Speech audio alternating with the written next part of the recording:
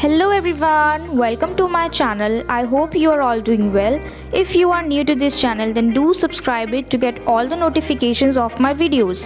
I'll try my level best to give you all the information through my videos, so please stay connected with it. तो चलिए शुरू करते हैं हम हमारा पोएम जो कि है स्ट्यू मच, जो कि किसने लिखा है, सुकुमार रे ने। ठीक है, तो चलिए हम पहले थोड़ा सा इस पोएम के पोएट के बारे में जान लेते हैं कि किसने इस पोएम को लिखा है। तो वो कौन है, वो है सुकुमार रे। तो सबसे पहले जो कि क्लियर होनी चाहिए आप सबको एक बात, कि जब आप एग्ज़ाम हॉल में जाओगे पेपर में, they will not ask you about the poet, about the narrator या फिर अबाउट द ऑथर। उनके बारे में आपसे कुछ भी क्वेश्चन नहीं किया जाएगा, लेकिन आपकी खुद की अंडरस्टैंडिंग के लिए कि ये पोएम जो है किसने लिखा है, उसके लिए आपको इनके बारे में थोड़ा सा जानना ज़रूरी है आपकी खुद की अंडरस्टैंडिंग के लिए, राइट। तो चलिए जानते हैं सुकुमार रे के बारे में। तो ये बंगाली फैमिली से बिलोंग करते हैं और ये बंगाली राइटर एंड पोएट दोनों हैं, यानी ये कहानी भी लिखते हैं और पोएम्स भी लिखते हैं, कविताएं भी लिखते हैं। Mainly remembered for his writings for children. और सबसे ज़्यादा किस लिए याद किया जाता है इनको, जो भी इन्होंने चिल्ड्रन लिटरेचर में जो भी इन्होंने लिखा है, इनकी राइटिंग्स, उसके लिए इनको जाना जाता है। And he was the son of children story writer Upendra Kishore Ray Chowdhury. और ये किसके बेटे हैं, जो कि चिल्ड्रन स्टोरी राइटर है, यानी वो भी एक राइटर हैं जो कि बच्चों के लिए कहानियाँ लिखते हैं, उनके फादर भी। और उनके फादर कौन है, Upendra Kishore Ray Chowdhury. And he was born in Kolkata. इसलिए आप ये जो नाम है इनका सुकुमार रे, इसलिए इनका नाम ऐसा है क्योंकि ये बंगाल से बिलोंग करते हैं। तो चलिए इतना तो हमने जान लिया हमारे पोएट के बारे में, यानी सुकुमार रे के बारे में। अब हम चलते हैं हमारे पोएम पे जो कि है स्ट्यू मच। अब इसका क्या मतलब है, पहले हम इसका मतलब समझेंगे। ये जो टॉपिक है स्ट्यू मच, इसका क्या मतलब है। स्ट्यू का मतलब है एक तरीके की खिचड़ी समझ लो हिंदी में, या फिर हम पुडिंग कह सकते हैं, जिनके अंदर हम अलग अलग तरीके से वेजिटेबल्स डालते हैं। जो भी हमारा वेज होता है या फिर नॉन वेज होता है, अगर हम उसमें अलग अलग वेजिटेबल्स डालते हैं, ठीक है, जैसे गाजर डाल दिया, शिमला मिर्च डाल दी, मटर डाल दी और चुकंदर डाल दिया, मतलब ये सारी चीज़ें डाल दी और हमने एक तरीके से उसकी खिचड़ी बना दी, यानी अलग अलग फ्लेवर उसमें अब चले गए, तो उसको हम कहेंगे स्ट्यू। ठीक है। और मच यानी कि जो डिटर्मिनर्स आपने पढ़े होंगे ग्रामर पोर्शन में, जो होता है डिटर्मिनर्स, जिसमें आते हैं मच, मैनी, फ्यू, लिटिल, तो ये वाला मच वही है। ठीक है। अब हम इस मच को कब यूज़ करते हैं, जब कोई भी चीज़ हमारी अनकाउंटेबल होती है, जिसको हम गिन नहीं सकते, तो इसलिए हम उसको कहते हैं मच। ठीक है। तो हमारा जो पोएम का टॉपिक है वो है स्ट्यू मच, यानी एक पुडिंग है जिसके अंदर अलग अलग चीज़ों की मिलावट की गई है और हमें उसका क्वांटिटी नहीं पता कि कितनी चीज़, कौन सी चीज़ हमने कितनी डाली है। ठीक है। तो स्ट्यू मच यानी एक पुडिंग जिसके अंदर बहुत सारी अनकाउंटेबल चीज़ें गई हैं और सबके फ्लेवर अलग हैं। तो ये जो पोएम हम पढ़ने वाले हैं स्ट्यू मच, इसके अंदर हम कोई खिचड़ी नहीं बना रहे हैं। ठीक है। इसमें हम अलग अलग एनिमल्स के देखेंगे कि किस तरीके से दो एनिमल्स हैं और उन्होंने दोनों ने आपस में मिलके एक तीसरा नया एनिमल को फॉर्म कर दिया। ठीक है। तो इस तरीके से हम इसको पढ़ेंगे कि ये जो स्ट्यू मच है, इसको हम खाने के वे में ना लेके एक दूसरे वे में लेके जा रहे हैं, जिसमें दो एनिमल्स हैं और दोनों मिलके एक तीसरा एनिमल बना रहे हैं, तीसरा एनिमल फॉर्म कर रहे हैं। सुकुमार रे uses a lot of animals in his poems just like Edward लियर and Louis Carol. अब देखो जिस तरीके से जो लुइस कैरल है, इनको भी चिल्ड्रन लिटरेचर के लिए बहुत अच्छा पोइट माना जाता है, क्योंकि वे बहुत अच्छा बच्चों के लिए कहानियाँ लिखते हैं, पोएम्स लिखते हैं, भले वो नॉनसेंसिकल हो, क्योंकि अगर बच्चों को ध्यान में रख के वो कहानी बना रहे हैं तो ऑब्वियस सी बात है कि वो नॉनसेंसिकल होगी। ठीक है। और फ़नी भी होगी। तो जिस तरीके से लुइस कैरल अपनी पोएम्स में थीम्स वगैरह डालते हैं, जो भी पिक्चर्स डालते हैं, उसी तरीके से सुकुमार रे भी अपनी इन सारी कलेक्शंस में, अपने सारे राइटिंग्स में सारे पिक्चर्स को उसी तरीके से यूज़ करते हैं, इलस्ट्रेशंस भी उसी की तरह ही यूज़ करते हैं। तो इसलिए जो हमारे सुकुमार रे हैं, इनको हम इंडियन लुइस कैरल कहते हैं। ठीक है। क्योंकि ये दोनों ही चिल्ड्रन लिटरेचर को लिखते हैं और दोनों के जो वेज़ हैं, लिखने के तरीके जो हैं, वो बिल्कुल सिमिलर हैं। तो इस पोएम को लिखते वक्त जो सुकुमार रे हैं, इन्होंने बहुत सारे एनिमल्स को यूज़ किया है इसमें। And he has created nonsense portmanteau words by joining the names of two animals and forming one word out of them. और इन्होंने किस तरीके से अलग से मतलब अजीब सा नॉनसेंस सा पोएम बनाया है जिसमें कि दो एनिमल्स हैं, दोनों के नाम को जोड़ के उन्होंने कोई तीसरा एनिमल बना दिया। ठीक है, तो इस पोएम में हम यही पढ़ने वाले हैं। तो हम इस पोएम को स्टार्ट करें उससे पहले आई होप कि आपको सबको क्लियर हो गया कि इसका जो टॉपिक है स्ट्यू मच, इसका क्या मतलब है, और हमने हमारे जो पोएट है उनको भी अच्छी तरीके से जान लिया है, सुकुमार रे को। तो अब हम फाइनली स्टार्ट करते हैं हमारा ये poem. Okay, so a duck once met a porcupine. They formed a corporation which called itself a porcu-duck. तो एक बार की बात है कि एक जो डक था, डक का मतलब बतख, वो किससे मिला? एक पॉर्क्यूपाइन से मिला। Porcupine is a kind of animal, उसके शरीर पे बहुत सारे कांटे लगे होते हैं हर जगह। ठीक है, तो डक जो है वो पॉर्क्यूपाइन से मिला और उन्होंने आपस में एक दूसरे को जोड़ के एक नया एनिमल बना दिया और उसका क्या नाम दिया? पॉर्क्यू डक। अ पीसली कंजगेशन, यानी एक अजीब सा जॉइन टुगेदर, मतलब एक दूसरे को जोड़ के उन्होंने तीसरा एनिमल बना दिया। ठीक है, और उसका क्या नाम दिया? पॉर्क्यू डक।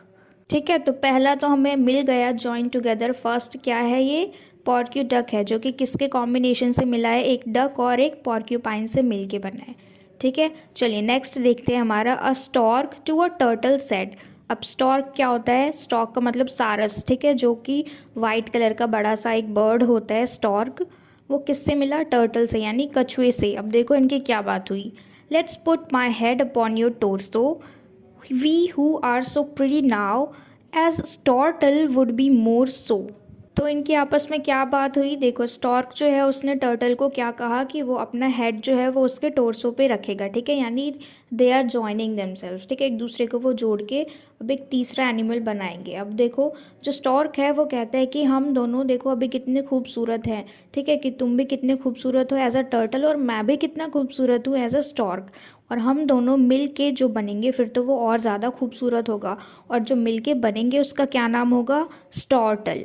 ओके, तो फर्स्ट हमारा क्या था? पॉर्क्यू डक, और दूसरा क्या बना हमारा? स्टॉर्टल।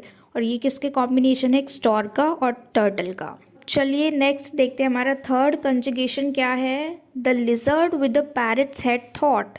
अब देखो, इसमें एक लिजर्ड है और एक पैरट है, यानी छिपकली और तोता। ये बहुत ही अजीब कंजुगेशन है दोनों का। Taking to the chilly after years of eating worm is absolutely silly. अब इन दोनों का अलग एक जॉइन टुगेदर बन गया है, लिजर्ड का और पैरट का। और ये क्या बोल रहे हैं कि इतने दिनों से हम चिली, मतलब जो पैरट है वो कहते हैं कितने दिनों से वो चिली खा रहा था, यानी मिर्च खा रहा था। पैरट मिर्ची खाता है, राइट। और जो लिजर्ड है वो अर्थवॉर्म। ठीक है, तो यहाँ पे ये बहुत अजीब सी बात है। ये लोग आपस में बात कर रहे हैं कि कितनी अजीब बात है कि मैं चिली खाता था, यानी पैरट जो है वो चिली खाता था और लिजर्ड जो है वो अर्थवॉर्म्स खाता था, और अब कितनी सिली सी बात हो गई है कि हम दोनों मिक्स हो गए हैं। अब ये इनका जो जॉइन टुगेदर है ये भी एक सिली ही है, क्योंकि देखो दोनों अब सोच रहे हैं कि क्या खाएं। हम दोनों मिक्स हो गए हैं क्योंकि लिजर्ड जो है वो अर्थवॉर्म खाता है और जो पैरट है वो चिली खाता है। अब यहाँ पे ये सिली सी चीज़ हो गई है कि क्या करें अब। ठीक है, चलिए नेक्स्ट देखते हैं हमारा।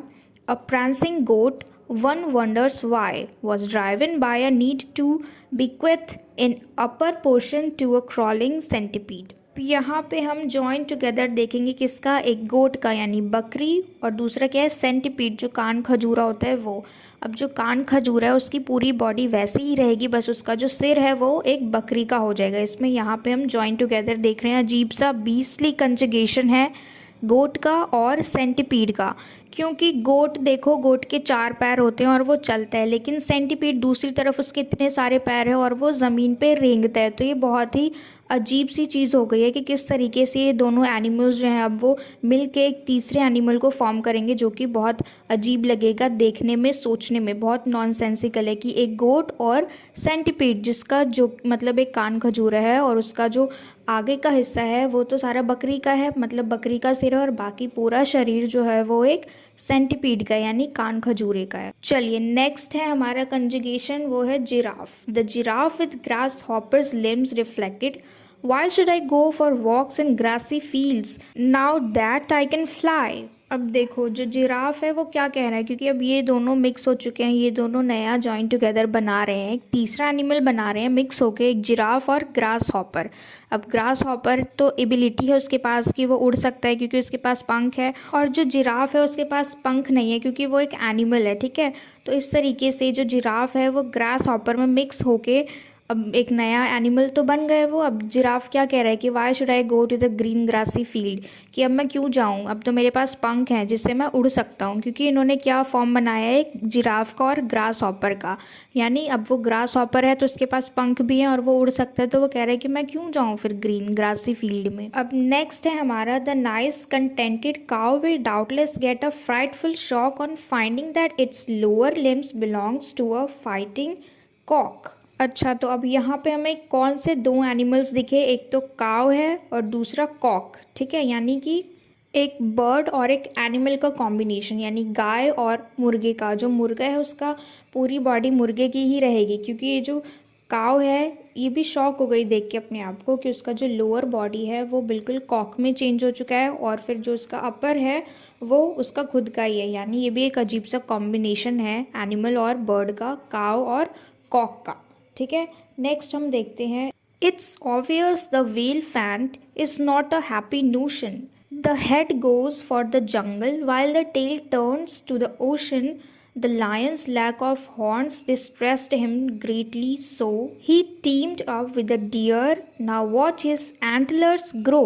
अब यहाँ पे जो वर्ड यूज़ किया गया है व्हेल फैंट, यहाँ पे दो एनिमल्स हैं, यानी एक तो ब्लू व्हेल जो पानी में रहता है वो, और दूसरा है एलिफेंट। अब यहाँ पे इन दोनों का भी कॉम्बिनेशन कर दिया गया है, जो कि बहुत ही अजीब सा विचार है, that is not happy notion.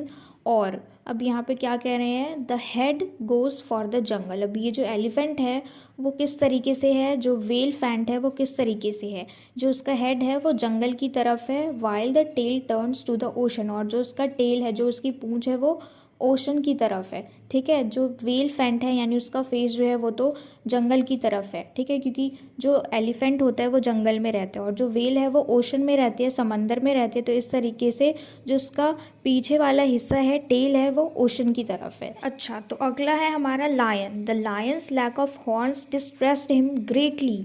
ये जो लायन है, अब देखो हमने देखा कि शेर के पास सींग नहीं होते, ठीक है, तो इस वजह से वो बहुत ज़्यादा परेशान हो रखा है और यहाँ पे क्या करना चाह रहा है वो, he teamed up with a deer. अब उसने क्या किया, अपने आप को डियर के साथ कंबाइन कर लिया, यानी हम अब देखेंगे नया कंजुगेशन किसका, डियर का और लायन का। तो लास्ट जो कंजुगेशन है हमारे दो एनिमल्स का, यानी एक डियर का और एक लायन का, इनका नाम मिलके क्या बना, एंटेलर्स, ठीक है। चलिए एक बार फिर से लास्ट में हम देख लेते हैं कि हमने कौन कौन से कॉम्बिनेशन पढ़े।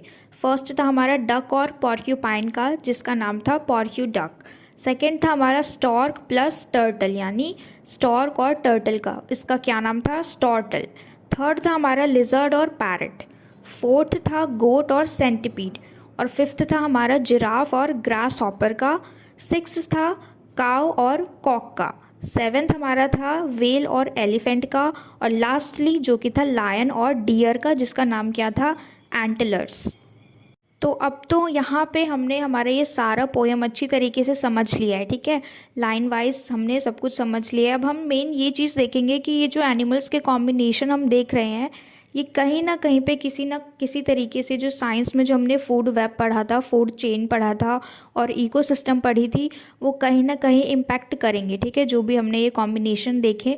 तो हमें इतना डीपली में नहीं जाना है जो हम पढ़ रहे हैं, क्योंकि ये एक चिल्ड्रन लिटरेचर है, ठीक है, यानी बच्चों के लिए लिखी गई है। तो ऑब्वियस सी बात है कि ये नॉनसेंसिकल होगी, फ़नी होगी, थोड़ी अजीब भी होगी, ठीक है, और इसमें हम थोड़ी सी इमेजनरी का भी यूज़ देख रहे हैं। तो इस तरीके से, क्योंकि ये लिटरेचर है, चिल्ड्रन लिटरेचर है, तो इसलिए हम बहुत ज़्यादा साइंस के वे में नहीं जाएंगे। जो इसमें हमने पढ़ा पोएम में, ये सिंपल इतना ही था। ओके, तो यहाँ पे हमारा ये पोएम बिल्कुल अच्छी तरीके से ख़त्म हो जाता है। अगर आपको ये वीडियो अच्छी लगी हो तो please let me know in the comment box if you like this video, and share it with your friends as well so that they can get help from it. And please do subscribe my channel. And till we meet in the next video, keep learning.